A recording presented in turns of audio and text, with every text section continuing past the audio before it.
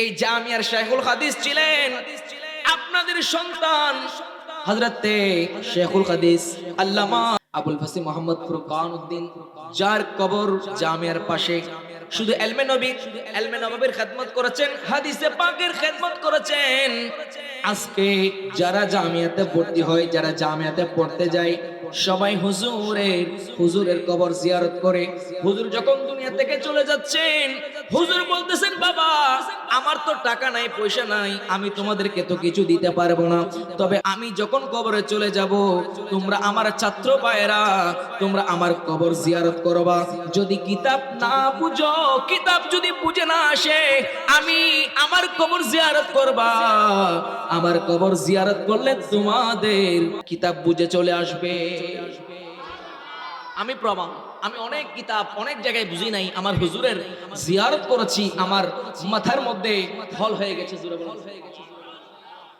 কেমন কেমন কেমন জাত ছিলেন, আমার নবীর হাদিস পড়াচ্ছিলেন। একদিন বলছিলেন, আমার ছাত্ররা শুনো, অনেকে বলে আমার নবী ইলমে গায়েব নাই, আমার নবীর ইলমে গায়েব নাই, আমার নবী ভবিষ্যতের খবর দিতে পারে না।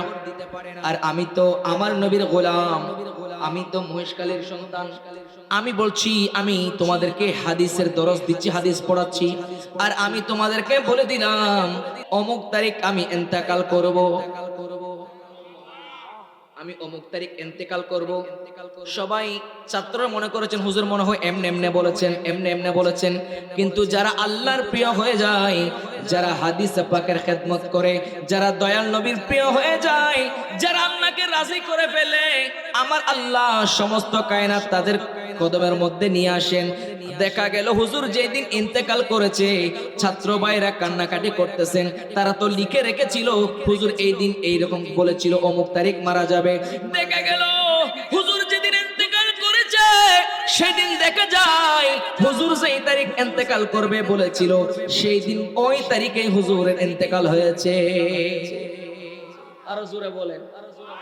তাহলে এইটা কেন হলো? এটা আল্লাহকে রাজি করেছেন বিদায়, আল্লাহ উনাকে কবুল করে নিয়েছেন, উনি বলতে পেরেছেন সুবহানাল্লাহ।